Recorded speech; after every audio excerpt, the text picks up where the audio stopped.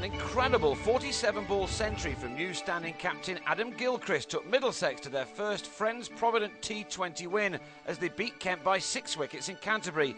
Strap yourself in for the highlights. Following Sean Udall's mid-afternoon resignation after a team meeting in the St Lawrence dressing rooms, Gilchrist's first job as his temporary replacement was to win the toss and field in front of a disappointing Canterbury crowd of barely 3,000.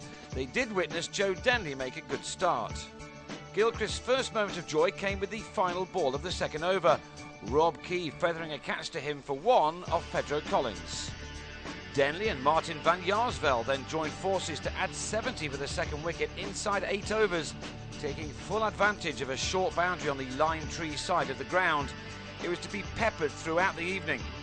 Denley clattered 7 fours on his way to 44 as he and van Jaarsveld laid what appeared to be a perfect platform for a side which had lost 2 of its opening 3 FPT20 matches before this one. As the halfway stage approached in their innings, Kent had made 84 for 1. Old and new captains then combined to get the important breakthrough. Denley, looking to advance, missed a ball from Udall and was stumped by Gilchrist. Van Jaarsveld went one better than Denley by first seeing his side through to 3 figures and then racing to a 31-ball half-century. But he fell to the very next delivery face when he chipped the soon-to-be new skipper Neil Dexter to Collins at square leg at 107 for 3 at the start of the 12th over. The Spitfires maintained their impetus through the vital middle overs, with Geraint Jones and the ludicrously informed Darren Stevens sharing in a 5-over partnership, which was worth 58. It was Jones who got it going with an array of excellent shots. Stevens, though, may be 34, but he's in the form of his life right now, and this 6 has become his favourite shot. He's such a clean hitter of the ball and can also easily hit maximums over the offside as well. The important stand ended when Stevens swatted the 23rd ball of his stay to long off as he tried to repeat that shot, but he'd scored 34 and advanced the total to 165 for 4 with 2 overs remaining.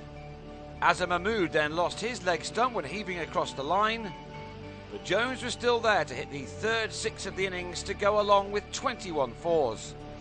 He was out the penultimate ball of the innings, having made 39 off 23 deliveries.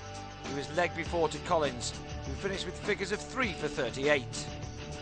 That left Middlesex a target of 184 runs to win at 9.2 runs per over. Gilchrist has been so disappointed with the way that he started with Middlesex with scores of 2 and 0. He's now agreed to play in more FPT20 games and was clearly very determined to leave his mark here. This the first of 7 sixes he was to strike. He's now been joined by fellow Aussie David Warner, making his Middlesex debut here in what is now one of the most exciting opening pairs in world cricket. Gilchrist was soon tucking into the bowling as he and his countrymen put on 39 in just 21 balls to kick-start the innings.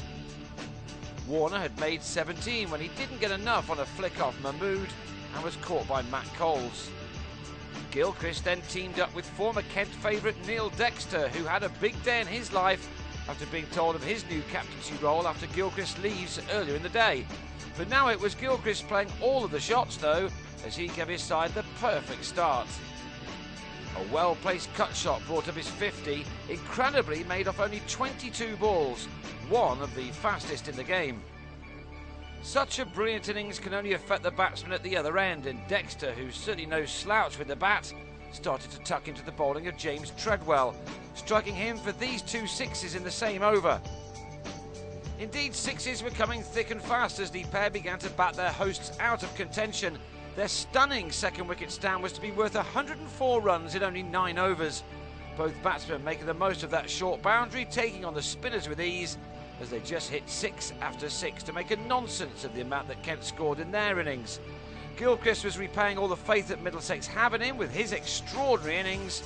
He's been doing this sort of thing for years, yet it's still superb to watch. As was Dexter, who was matching the 38-year-old hit for hit, it seemed. Dexter had chipped 4-6 in his 45, but then with a score at 143, he holed out to the final ball of the 13th over to deep cover. Nothing, though, could stop the magnificent Gilchrist. If a bowler put the ball in the slot, he was invariably hit over the ropes with ease.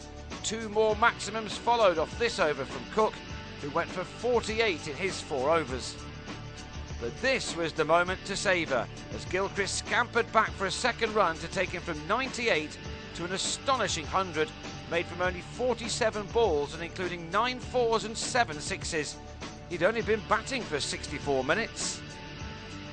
He would have dearly loved to have finished the match off, of course, but finally he didn't quite connect properly with a big shot off Coles and was caught in the deep. His 106 had occupied just 52 balls and he'd taken his side to the brink of victory, needing now just 7 to win in 3 overs. There was disappointment for Owen Morgan, who was bowled for a second ball duck off the inside edge. But Owe Shah and Darren Milan completed the win with ease, Shah sweeping the winning boundary as Middlesex passed their target with an over to spare.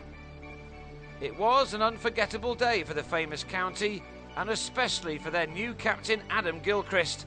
He'll hardly be able to wait to lead his side out again at Lord's on Sunday against Essex. Suddenly, there's renewed vigour in the camp.